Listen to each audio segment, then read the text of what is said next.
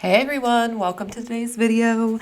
We are going to be doing a renovation of the Sims 2 Goth family home. So grab your snacks, grab your drinks, sit back, and watch me struggle really, because this was not an easy feat after playing The Sims 4 all these years, let me tell you. So let's jump right into it.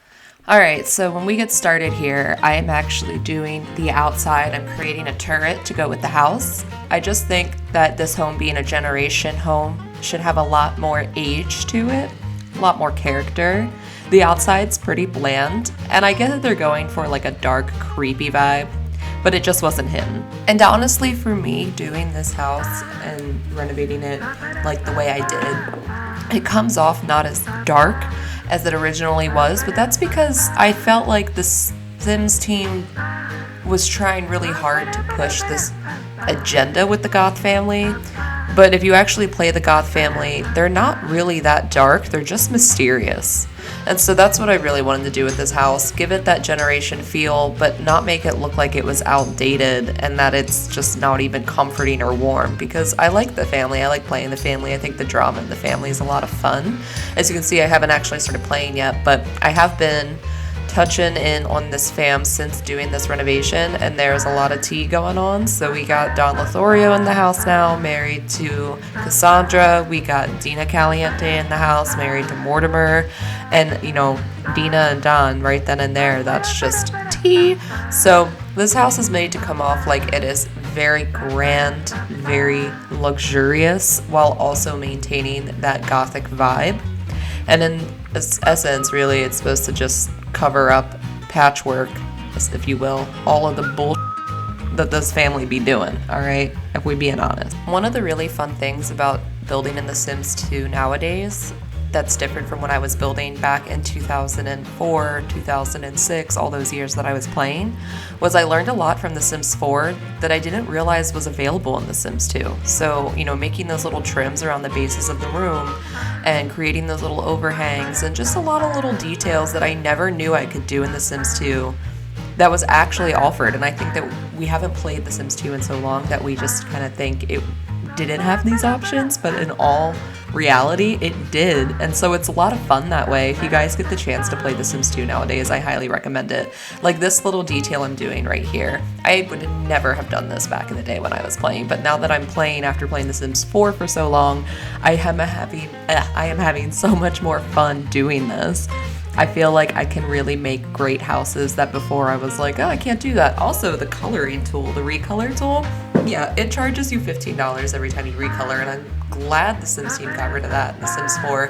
But when I was playing The Sims 2, I didn't use that. I would just constantly go through the catalog and retry color combinations without realizing I could actually place the object in the room and recolor it right then and there and see how it went with everything. And as far as the green roof goes, it might be off-putting, but I don't know, I think it worked. I really liked it. It was different, and I think that it kind of shows the age of the house, because not many houses would go with a green roof nowadays. I mean, at least in my opinion. But this house, the green and the gray with the white trim and then the stone railings, I just think it gives this kind of French Polynesian palace vibe to it, and we really don't know much about the Goth family other than what the lore tells us. So my lore is that this house has roots from Europe, okay? And they brought that over to Pleasant View. I've just been really loving playing The Sims 2 recently, and I highly recommend getting this game again if you are still an avid Sims player, because it's just really nice to stop and hit the refresh button, because The Sims 4, you can kind of get burnt out on it pretty quickly, at least in my opinion when it comes to gameplay. So recently what I learned was that Mortimer and Bella were actually closing in on a divorce prior to her disappearance. Now this isn't confirmed, but this is a really good lore story that I have clung on to ever since I heard it. So hear me out. Mortimer and Bella were not getting along very well, and Mortimer created the elixir of life, and he had some pretty dark roots. And Bella had this like good Samaritan moment where she just didn't want to be a part of that dirty money, and she was trying to get out of it. She was trying to get her family out of it. And Mortimer has such power in his family. He goes back generations and has a lot of money, so Bella was kind of trapped in that. So she seeked out refuge in Don Lothario. However, Dawn had ulterior motives, as we all know, and she denied him. She was last seen on the rooftop of his condo looking through the telescope before she disappeared. It is rumored that she was abducted by aliens, but that cannot be confirmed. So meanwhile, while all this is going down, a lot of people think that Mortimer was heartbroken and Bella was cheating on him for no reason and he was so head over heels in love, but this lore story talks about the fact that when you start the game, Mortimer has a relationship with Dina Caliente, and if you go through the memories that you are offered in The Sims 2, take a hint, Sims 4 memories, they had a relationship prior to Bella disappearing. So it is said that Mortimer had been cheating on Bella with Dina and was planning on leaving her, and he was into all this shady stuff with his career and money, and he was just being really greedy as a goth, and Bella was not into it. She actually had good intentions. She wanted a healthy family situation for her children. So again, she sought refuge in Dawn. Dawn had ulterior motives, and then she disappeared, and we never really get closure on any of that. But how sneaky and creepy is it to think that Dawn probably played a part in the disappearance of Bella? Hear me out. Dina and Nina have ancestral ties to aliens. If you go back in their family tree in the game, you can see that their grandparents are aliens, or I think it's just their grandfather's an alien, great-grandfather, something like that. So this lore story plays to the idea that Mortimer reached out to Dina and explained that he loved her and he wanted to be with her and he didn't know how to get rid of Bella. So Dina, wanting that money, okay, she's greedy. We all know how Dina and Nina work. She reaches out to her family in the UFO, if you will, and says, hey, I got this problem I need you to take care of.